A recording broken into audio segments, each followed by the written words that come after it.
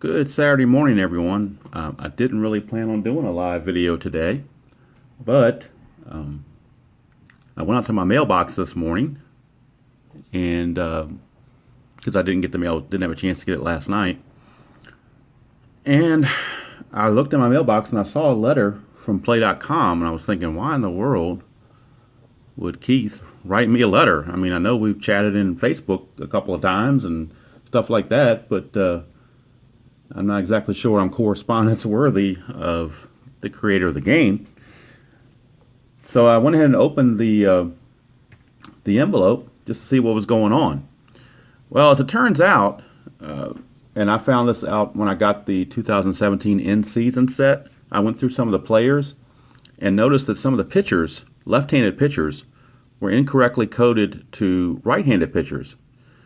And while that's not a big deal, because in History Maker Baseball, unless you roll at 3-5-6, you're pretty much not going to have a left-right difference in the cards.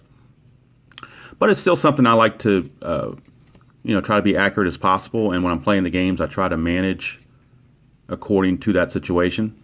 So let's take, for example, the reliever for the Washington Nationals, Enny Romero. Enny Romero is listed on his card to be pitching right-handed and batting right-handed, but in actuality, he is a left-handed pitcher. And so I went through a couple more of the 2017 in-season set and found similar situations, and I sent Keith a message about it, and he said, "Hello, Juan, how you doing?" I sent him a message, and he said he would, make the corrections and look into it, which I said, cool, put it out as a PDF or whatever, we can download it, that'd be, pretty cool. But as it turns out, I got this in the mail from Play.com, this envelope, and I'll read you the little note that came with it. It says, "I hope you're enjoying the 2017 Pro in-season cards. You may or may not have noticed that several left-handed pitchers in this set are incorrectly listed as pitching right. To explain, the creation of the cards is partially automated, and the automation was thrown off by certain roster notes from the source code." He's got obviously a program that he puts in to create the players. So I'm not exactly computer savvy, so I don't know exactly what all that means, but I got a pretty good idea. So any left-handed pitcher who happened to be on a special roster exemption or injury list on August 11th got incorrectly designated. The majority of lefties were listed correctly as pitching left. Enclosed, please find corrected cards for all affected pitchers. There are 25 of them. Since I had some extra open card space, I also decided to include printed cards for the 2017 late season rookie call-ups who have made a major contribution so far this season. I'm really sorry for the hassle that may have caused you, and if you have any questions, please let me know, Keith Avalon. All right, for one thing, that is, to me, is amazing, because there are a lot of companies out there that would have just said, hey, take some white out the R, take your pen, write in an L, and be done with it. But Keith Avalon and Play.com does not operate that way. And one of their staples, besides making fun games to play, is excellent customer service. So when I open up what came in the envelope, lo and behold, here are the corrected cards. And as he said, I mean, it would be one thing just to make the corrected cards and send them to us. But on top of all that, he also included, let me do this without breaking them up here, he also included some of the rookies, such as Rafael Devers of Boston, Ursula of Cleveland, J.D. Davis of Houston, and Rosario of New York. Let's see here. Ahmed Rosario, he's the Mets. Okay. Rhys Hoskins of the Phillies. He's a big-time rookie. Let's see what else we got here. Some of these guys, I have to admit, I don't know who they are because I don't follow some of these teams all that well. But obviously, they had an impact, and so I just thought it was pretty neat. But then you got guys like Clayton Kershaw and Grant Dayton, who are now correctly listed as pitching left. So, like I said, this was not meant to be a long video just to play a game or anything. This was just simply in reaction to the envelope I got this morning, or opened up this morning, to find these corrected cards and to say that a lot of game companies would not have gone to this length to do that. I'm sure probably, financially it probably didn't burden them too much to do it, but it's just the fact that they thought to do it and thought to be the right thing to make things right.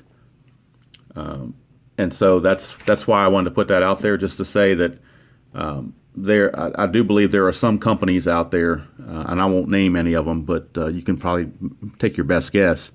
There are probably some companies out there that would, like I said, would have just said, "Well, sorry, we made the mistake. Just white it out and put a L on there and be done with it." But Play.com didn't do that.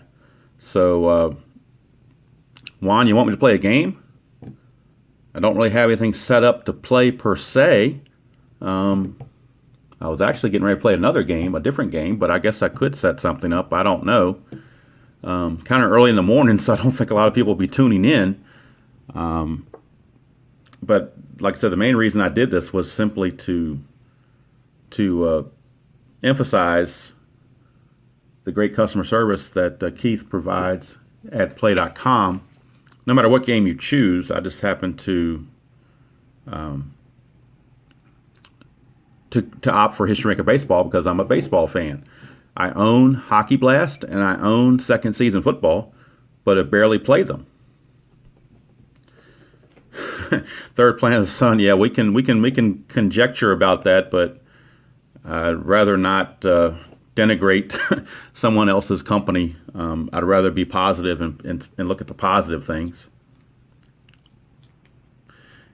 Yeah, Juan, I'll probably do something later. I don't know. I mean, I might do something today, but I really wanted this one to be just a short video on customer service, and not have people to sit through an hour video of a game. I can come back and do a game maybe on a different video, maybe stop this one and then reboot another one. But like I said, the main reason I wanted to do that was to mention the customer service. And also, if people are asking about how you store cards and so forth, what I do is I get these baggies from Walmart. They're really good size. They're super sized for the cards that come with Play.com games. They're really super sized, so they hold a good bit of cards. I can probably fit 2 teams in here if I really wanted to. Like if you were going to travel somewhere and you want to take 2 teams to play with you, one bag would hold everything.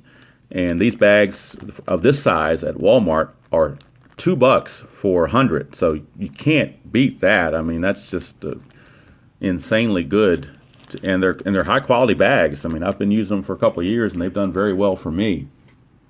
So that's how I store them. And then also what I do, again, you can see I'm a Walmart fan. Not really a fan, but they're cheap, so that's just the way that works. But what I do is once I get them, I store them in one of these plastic tubs, and these are 99 cents at Walmart, called Sterilite 14 by 8 by 4.5. They're 99 cents at the local Walmart. Comes with the lid. And for History Maker, I can put a couple of seasons in one of these. For other games that have cards that are larger, they still will fit one season. But for Play.com games, or History Maker seasons or whatnot, you can fit quite a few in there. So, like I said, it's refreshing, and I honestly. It doesn't surprise me that Keith did that, because just knowing the little bit that I've known Keith from talking to him and previous past experiences with emailing him and so forth, it does not surprise me, because he's very upstanding, and everyone I've ever dealt with in the Play.com community, whether it be Steve Tower or Al Wilson, have been nothing but upstanding people and great gentlemen, and very helpful whenever I had questions. And it didn't seem, I may have been bugging them, but they didn't bring it off to me like I was bugging them. So that made me feel pretty good, although I probably did bug them after a while. But I think they're just there to help promote board gaming in general, and specifically probably History Maker, because that's their favorite game. And History Maker is definitely up there. It's a different experience. I mean, you can't really compare it to other games because it's its own animal. It'd be like comparing apples and oranges, because this game pretty much is the only game I know of that does fictional sets. So you can create your own universe, and it's the unique thing of not having statistics. You're not being stuck into this guy has to bat seventh or this guy has to close or whatever.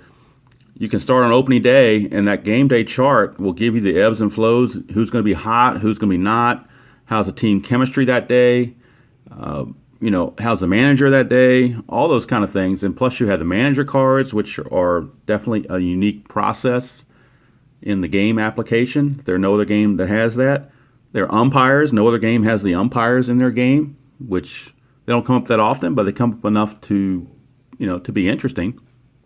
And then, of course, I think the biggest thing that the History Maker game has is the decider die. To me, that is just the ultimate in dice rolling, because you've got a lot of decisions that can be 50-50. And if you don't want to make them, you just roll the decider die and let it go. So I kind of made a joke one time, maybe the NFL needs to use the decider die on coin tosses because the referees seem to have a hard time flipping the coin now. Or maybe in basketball, they have a hard time throwing the jump ball straight in the air. Maybe they use the decider die to see who gets the ball first. So this could go outside of the board gaming realm if they really wanted to go there, because that's how impactful that decider die is.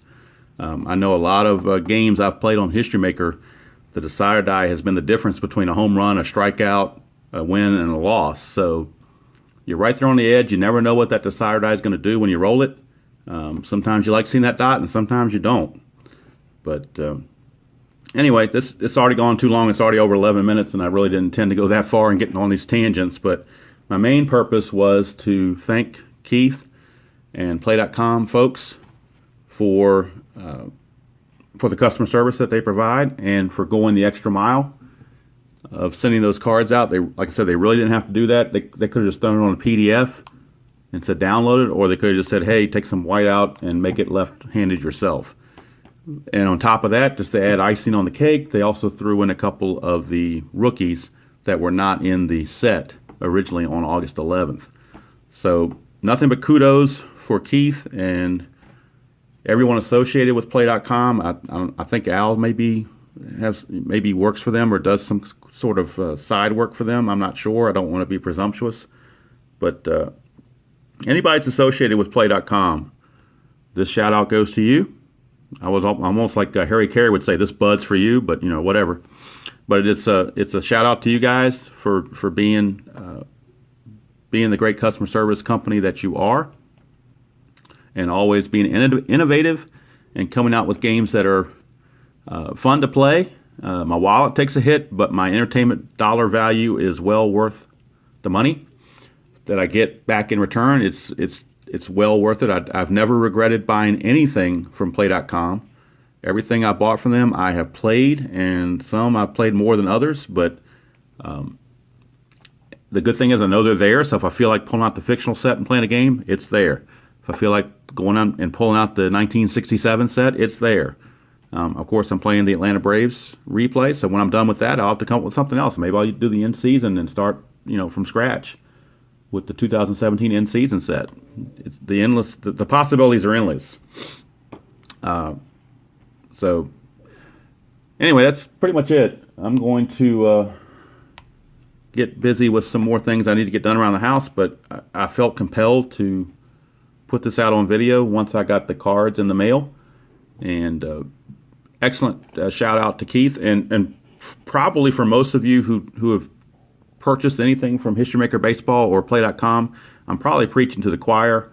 But for those out there that have not taken the plunge, I would highly recommend it. I don't see how you can go wrong with it. It's a great experience. It's definitely something different than the number crunchings of the other games.